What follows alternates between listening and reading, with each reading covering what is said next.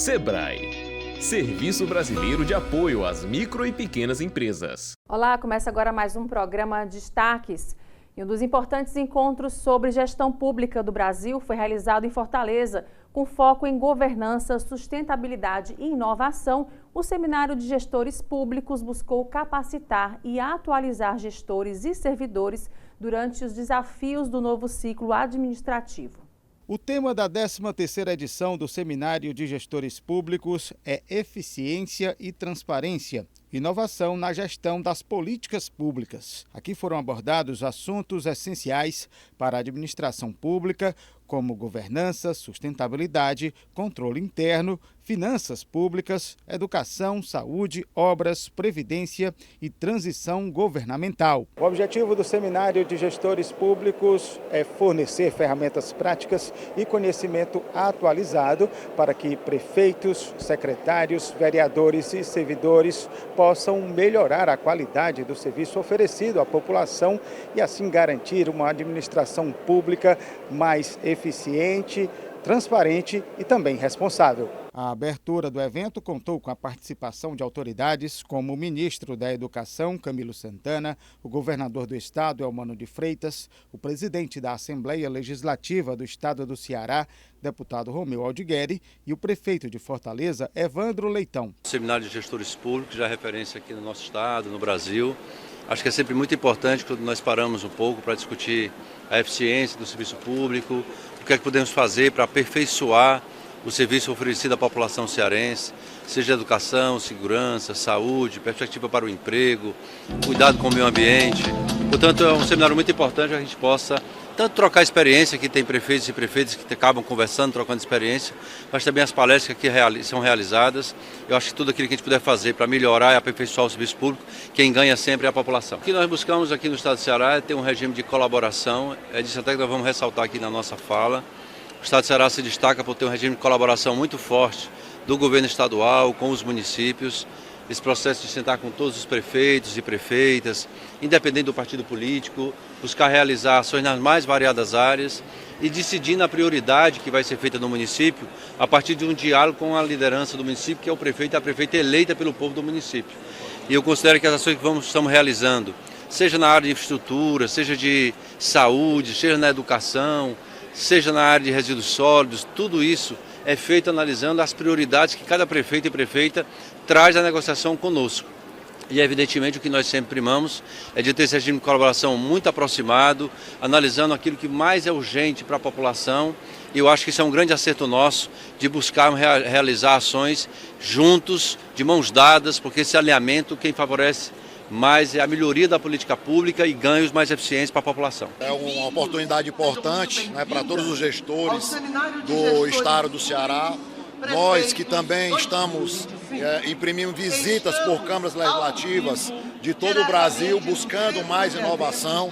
Nós estamos encerrando o primeiro semestre, onde a Câmara hoje é destaque em inovação e em inclusão, né? E nós vamos participar hoje de um painel falando de inteligência artificial e também da parte inovadora e tecnológica da Câmara de Fortaleza, que diminui o papel, gerando mais economia, gerando mais segurança na parte de tecnologia e da nossa inteligência artificial.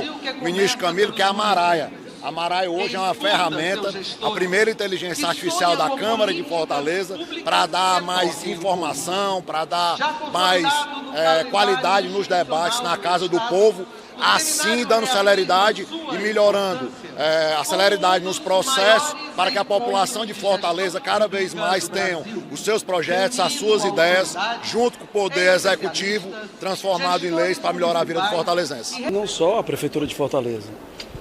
Nós temos aí diversos municípios que participam desse importante evento e essa troca de experiência, como disse agora há pouco o ministro, um regime colaborativo, onde as pessoas, onde os gestores possam estar aí apresentando e também recebendo orientações e também apresentando as suas experiências exitosas. E Fortaleza também pode muito acrescentar aqui num evento como esse. O encontro também reforça a importância do trabalho conjunto entre União, estados e municípios, sociedade civil e setor privado para a construção de cidades mais sustentáveis em todos os setores, inclusive o da educação. O Ceará já é um exemplo na área da educação para o Brasil. A gente procurou ao longo desses 2 anos e 6 meses levar a experiência do Ceará no regime de colaboração para todo o país. Hoje nós temos um grande programa de compromisso nacional criança alfabetizada, onde nós temos hoje mais de 7.300 coordenadores de alfabetização em todo o Brasil, com recursos repassados para estados, para municípios, com metas estabelecidas para que a gente possa alcançar a alfabetização das crianças na idade certa, que é o final do 2º ano do ensino fundamental, e mostrar todos os regimes de colaboração. Eu sempre digo que o Ministério da Educação é um maestro, ele é um coordenador da política. As políticas acontecem nos municípios e nos estados, principalmente no ensino fundamental, que é a responsabilidade dos municípios. Então, a construção de creches, novas escolas de tempo integral, programa de escola de tempo integral, o próprio programa Pé de Meia, que hoje beneficia 290 mil alunos em todo o estado do Ceará, para garantir a permanência dos jovens, o compromisso da retomada da garantia da alfabetização de jovens e adultos. Então, o programa Mais Professor é mostrar todo o conjunto de ações que elas só existem com o regime de colaboração e a parceria dos municípios e dos estados brasileiros. Então, para mim é um momento importante para fazer esse debate, principalmente no tema que eu considero os mais importantes para uma nação, que é a questão da educação. O presidente da Assembleia Legislativa, deputado Romeu Aldigueri, destacou a importância do seminário para fortalecer o municipalismo e o protagonismo do Ceará no cenário nacional. Do compromisso da Assembleia Legislativa, enquanto uma casa de leis, de estarmos todos juntos, independente da coloração partidária, da matriz identitária de cada deputado e deputada que está ali eleito, legitimado, do mais votado ao menos votado pela população cearense, do nosso compromisso de fortalecer o municipalismo. Enquanto ali estivermos, tenham certeza que todos nós, os 46 homens e mulheres que fazem o Poder Legislativo do Estado do Ceará, estaremos junto com o presidente Lula, com o governador Elmano, exercitando e efetivando políticas que fortaleçam o municipalismo. Vejo que o evento traz eficiência e transparência. É o que todos nós queremos enquanto legitimados, prefeitos, vice-prefeitos, prefeitas, vice-prefeitas, vereadores, vereadoras, secretários municipais, gestores municipais. Fortalecer a execução de políticas públicas na ponta. É isso e para isso que nós trabalhamos, para sair e definitivamente diminuir aquela retórica. E é o que o ministro Camilo tem feito, o que o presidente Lula tem feito. Menos Brasília e muito mais Brasil. Para a CEO da Prática Eventos, organizadora do seminário, o foco desse seminário é fundamental diante das transformações tecnológicas que impactam o setor público. É um evento inclusivo que a gente, a cada ano, tenta incluir mais atores dessa gestão pública, que é feito por prefeitos, secretários, vice-prefeitos, vereadores, técnicos. Então, acho que o grande diferencial desse evento é que a gente tenta cada vez mais incluir todos esses elos dessa grande cadeia que é o setor público, desse grande ecossistema que é o setor público, a gente tenta cada vez mais incluir novos temas, novos atores, fazer um evento a várias mãos, incluir vários parceiros. Então o evento não é da prática, não é do sistema, o evento é da sociedade cearense, e a gente procura a cada ano fazer uma entrega melhor, mais qualificada. Temos um comitê técnico, temos uma curadoria para escolher os temas, para a gente realmente trazer o que o gestor está precisando naquele ano, de acordo com o andamento da sua gestão. Então, eu acho que é isso. Seguindo o tema, que é transparência, a gente tenta fazer um evento cada vez mais transparente, mais rico, com debates mais abertos, incluindo muitos atores, e fazendo uma boa entrega para a sociedade, que é isso que a gente precisa. A descentralização da saúde pública através da gestão de organizações sociais de saúde, as OSS, foi um dos temas abordados no encontro. As organizações sociais de saúde são um modelo já reconhecido nacionalmente e tem se fortalecido na gestão das unidades hospitalares de alta complexidade.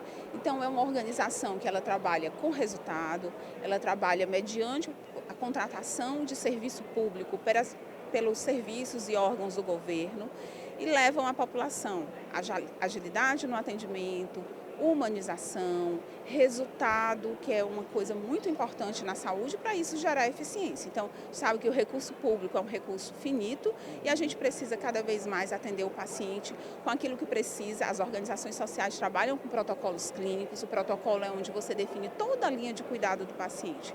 Então, são estratégias, são ferramentas que as organizações trabalham, causando assim um grande impacto na saúde da população. As organizações sociais, elas são qualificadas, né? Então nós, o ISGH, fomos qualificados em 2002 pelo governo do estado. Então você tem toda uma série de documentações, de exigências, de formação. A organização social, ela tem um conselho de administração, tem uma série de passo a passo que a gente precisa cumprir de eficiência, cumprir de transparência, fazer as nossas prestações de contas, e essas organizações sociais chegam aos municípios como? Através de contrato de gestão. Então você faz um contrato com a organização social, definindo meta, resultado e o orçamento para ser trabalhado. Vamos trabalhando ao longo do ano, prestando contas mensalmente e, ao final do ano, a entrega de resultado para a população, como o poder público desenhou. Importante dizer que a organização social ela faz a gestão da unidade de saúde. Ela leva estratégias, possibilidades de gestão ágil, porém, a política pública é definida pelo setor público e os hospitais continuam sendo públicos. Isso é uma grande questão que eu acho que a gente precisa dizer, né? Então, assim, o hospital ele continua sendo público, porém gerido por uma entidade privada sem fins lucrativos. E agora o intervalo, a gente volta em instantes.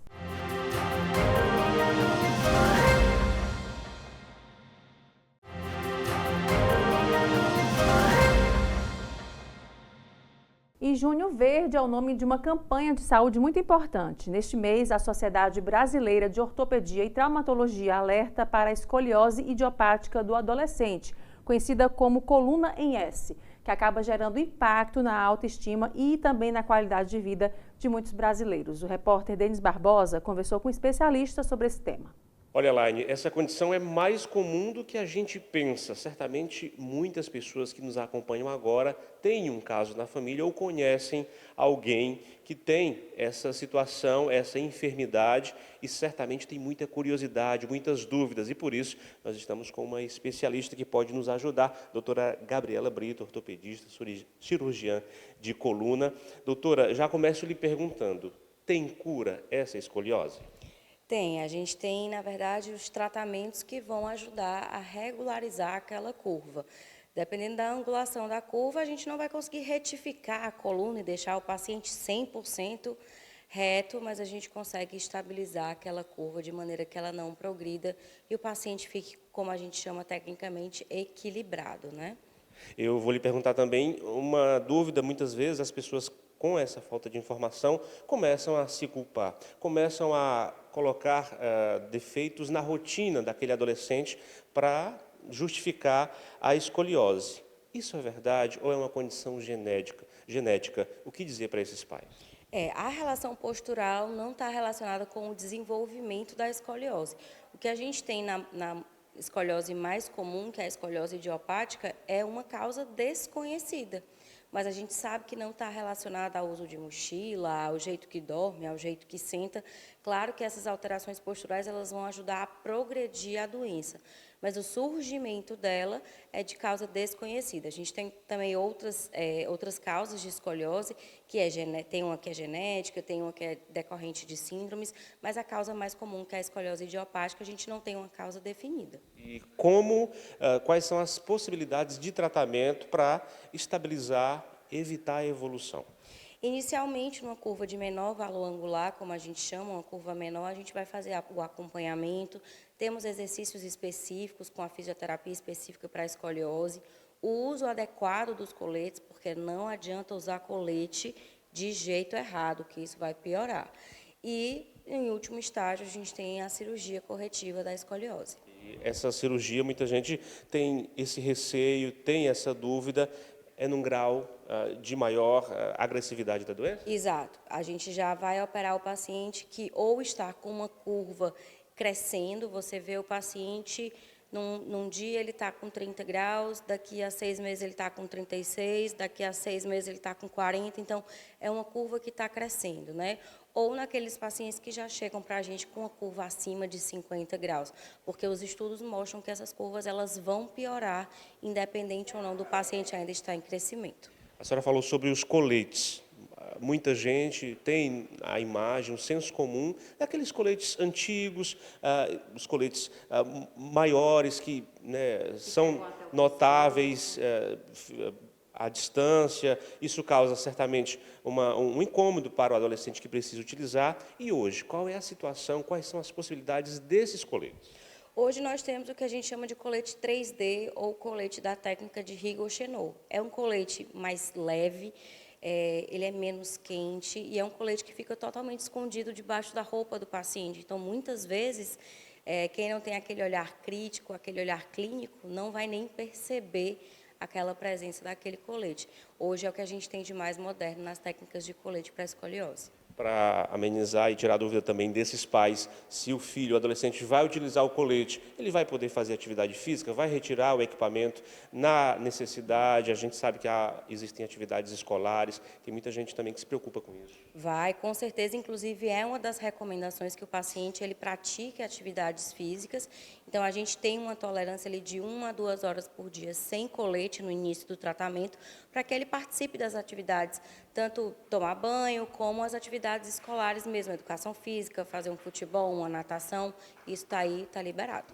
E a partir de que idade os pais precisam ficar atentos à questão postural, verificar, levar para um especialista? Principalmente no estirão da adolescência. A escoliose ela pode iniciar de maneira bem precoce, ali até antes dos 3 anos de idade, mas o que a gente tem de mais comum é a escoliose idiopática do adolescente, que se inicia ali a partir dos 10 anos de idade.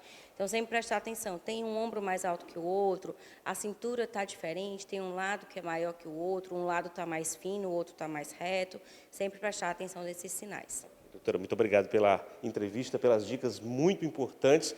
Repito, tem muitos pais com dúvidas, quando descobrem a escoliose, se desesperam e não sabem realmente como iniciar esse acompanhamento. São muitas dúvidas e, por isso, nós estamos com a doutora tirando essas dúvidas, algumas delas, e amenizando aí essa preocupação. Elaine, eu volto com você aí no estúdio. Agora o intervalo, a gente volta já.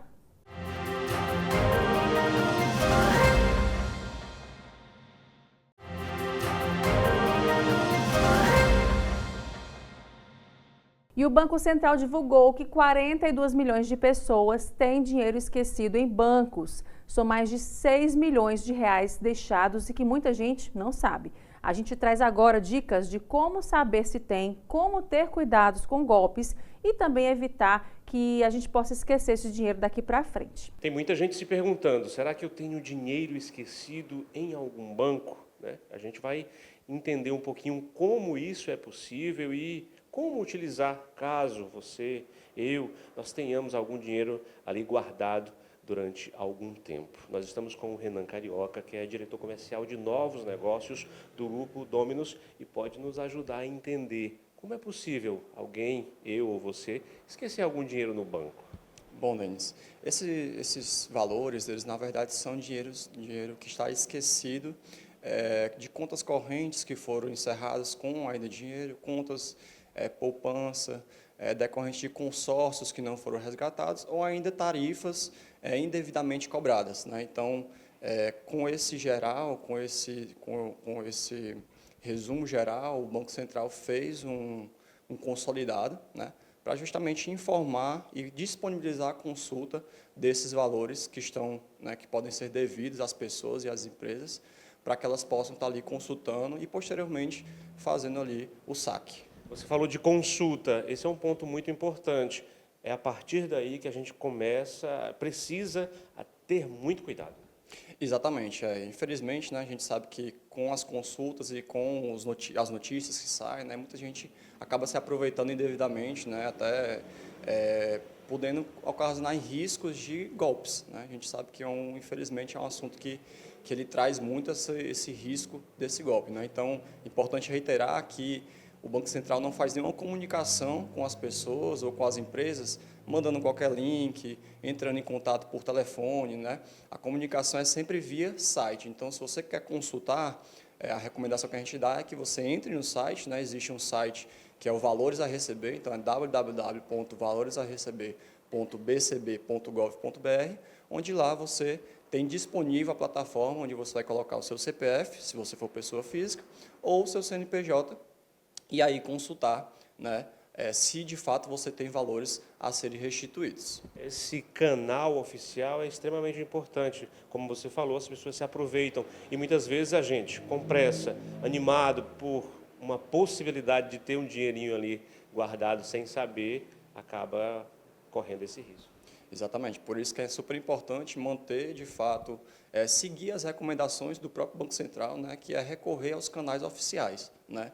Então, se você receber um link, se você receber uma ligação, já desconfie, porque muito provavelmente se trata de um golpe, né? Então, a gente consegue ali se ater ao canal oficial, ter mais segurança de que, de fato, aquele valor é o correto e é o devido e que eu posso depois ser ressarcido por aquele montante. Renan, vale uma dica, caso eu descubra que tem um dinheirinho considerável, como utilizá-lo, né? Como aproveitar essa novidade que eu não estava esperando. Né?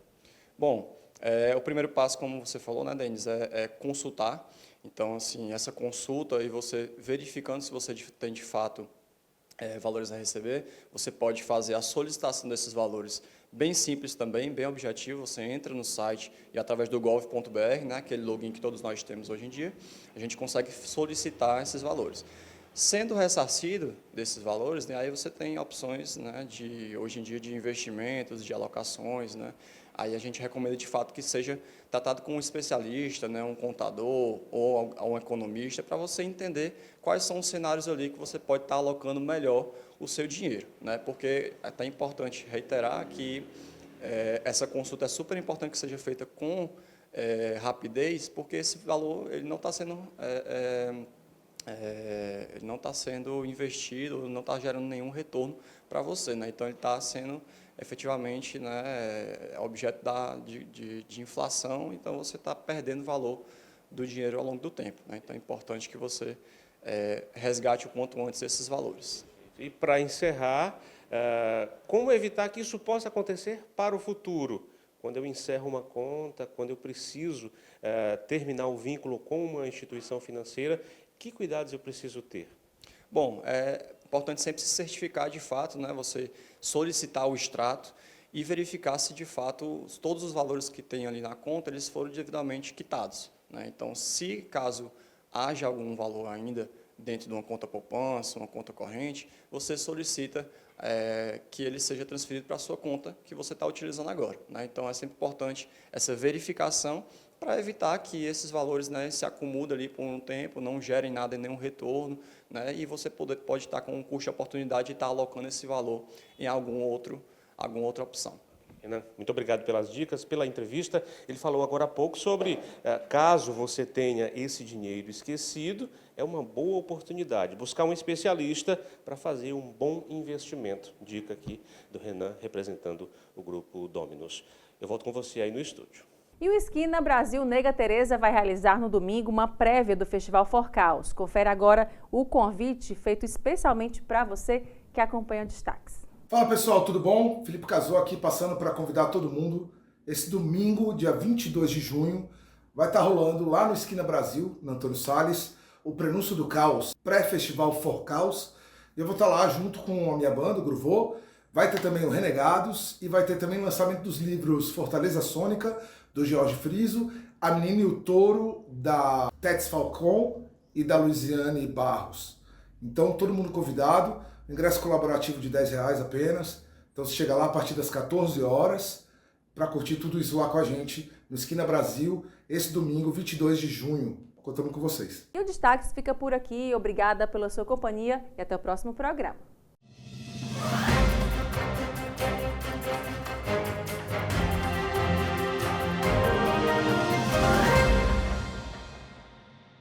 Sebrae, Serviço Brasileiro de Apoio às Micro e Pequenas Empresas.